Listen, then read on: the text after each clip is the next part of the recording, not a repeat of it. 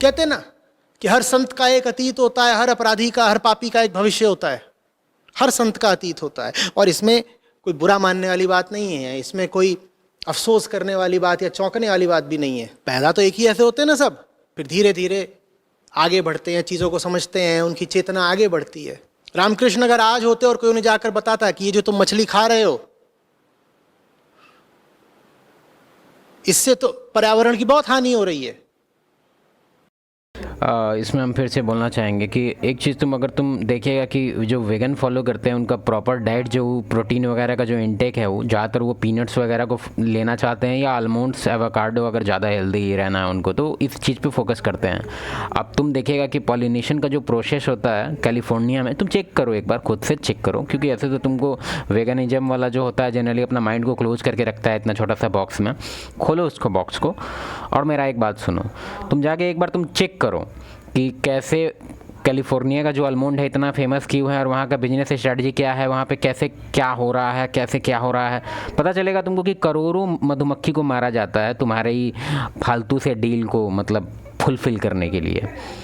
इतना जो डिमांड तुम लोग आलमंड का बढ़वा दिया है, उससे करोड़ों मर रहा है हर साल बी। लेकिन क्योंकि बी काफ़ी छोटा होता है, उसका इमोशन देखने के लिए आपको लेंस लगाना पड़ेगा, तब जाके दिखेगा कि बी रो रहा है या हंस रहा है या बी खुश है।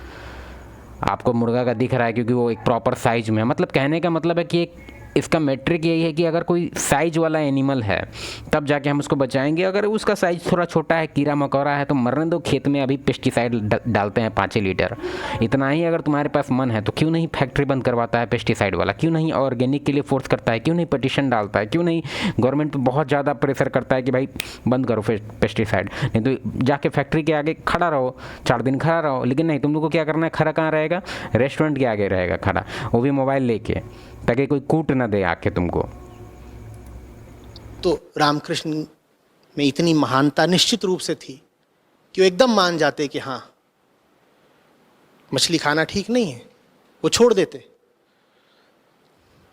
एक और तुम रूल देखेगा, डार्विन का था कि किसका था, कि एक प्रॉपर एक लाइफ को मतलब एक जिंदा रहने के लिए दूसरे का लाइफ ख़त्म होना ज़रूरी है। फॉर एग्जांपल तुम पेड़ को देख लो, पेड़ अगर प्रॉस्पर एक तरह से एक नॉर्मल ग्रो कर रहा है तो उस सर्टेन उस पर्टिकुलर एरिया में जो सॉइल है उसका पूरा लाइफ जो है देने का जो कैपेबिलिटी है वो ख़त्म हो जाता है उसका। तो मतलब कि 1 लाइफ डिस्ट्रॉयड, 2nd लाइफ आया। ठीक, तो ये चीज़ हर जगह है। लायन को देख लो, वो दूसरे को जान से मारा तब जाके वो जिंदा रहा। तो एक तरह से ही नॉर्मल नेचर का थ्योरी है। और अगर इसको तुम डिनाई कर रहा है तो ये मैं सोचना कि डिनाई करने से, हाँ ठीक है तुम कर सकता है, कैपेबिलिटी है तुम्हारे अंदर डिनाई करने का, क्योंकि सिविलाइजेशन आ गया है तो फूड सबके पास है। इस तरह से हम लोग डिजाइन हो गया है सोसाइटी कि कितनों बीक छांटो तुम्हारा पेट भर सकता है। भाई हम इससे रेसिस्टेंट है, हम ये रेसिस्टेंट है, वो है, ये है, फिर भी तुम्हारा पेट भर जाएगा। लेकिन यही अभी 500 साल या 5000 साल पहले तुमको भेज देते हैं तो हमको पता है तुम क्या खाता, सब फिलॉसफी तुम भितरामपुर भेज देता। पर लोग यही बात पकड़ के बैठ जाते हैं कि रामकृष्ण भी तो मछली खाते थे। अरे तो बहुत और चीजें भी थीं जो रामकृष्ण में परिपूर्ण नहीं थीं, तो उनको गिनना है। खाने भी इतना ही आना ही क्यों है? अगर आप ही अब जैसे सर का ही है, सर को तो भारी रिस्पेक्ट करते हैं, लेकिन ये सब चीज़ में हमको थोड़ा सा अजीब लगता है कि सर के पास अभी पावर में पूरी तरह से ही सक्षम है कोई भी फैक्ट्री को बंद कराने का। तो बहुत सारा चीज़ दिखेगा जो एनिमल एब्यूज़ हो रहा है, तो इन लोग को बस नॉनवेज ही दिखता है, नॉनवेज ही दिखता है। वेज में भी इतना कुछ एब्यूज़ हो रहा है, पेस्टिसाइड को लेके देख लो। कोई तो फैक्ट्री बंद कराइए, कोई तो एकम्प्लिसमेंट अपना दिखाइए ताकि हम लोग को लगे कि आप सीरियस हैं इस मैटर पे। लेकिन आप लोग बस एक नौटंकी करके रख दिए हैं। वो 10 तरीके हैं जिनमें उनकी महानता परिलक्षित होती है, उनकी महानता को नहीं देखना चाहते। जहां तुम्हें दोष दिख गया वही पकड़ लेते हो। एग्जैक्टली। अब ये मत देखो सबको कि कौन क्या खा रहा है, ये देखो कि कौन कर क्या रहा है लाइफ में।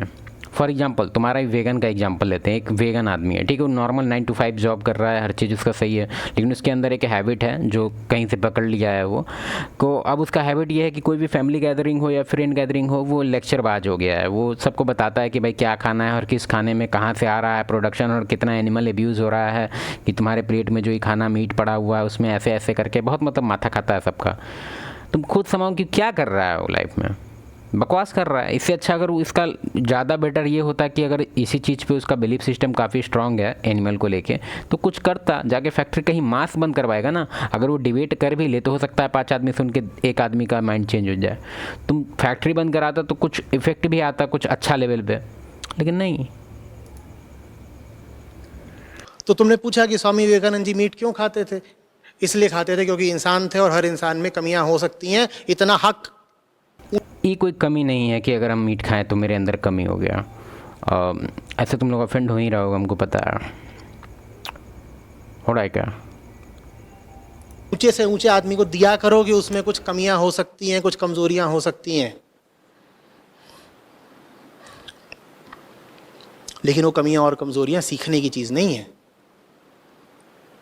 एक कहाँ पे कोई साइंटिस्ट कोड डाला था या फिर कोई इसी तरह से कोई रिस्पॉन्स में कोड डाला था, वो कह रहा था कि हाउ, मतलब उसके कहने का तात्पर्य ये था कि कोई भी एनिमल को कितना क्यूट होना पड़ेगा ताकि वेगन वाले का नज़र उस पर भी पड़े।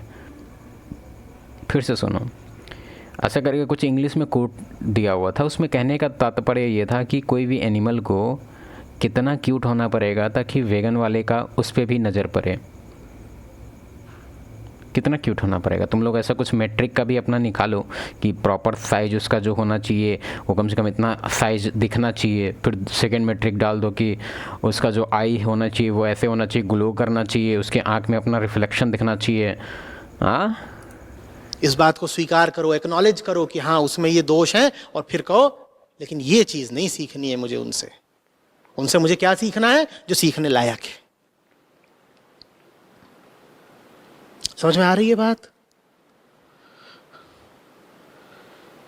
ऋषियों ने जिस मुंह से ब्रह्म उच्चारा था ना, उस मुंह में भी बैक्टीरिया लगे थे कुछ।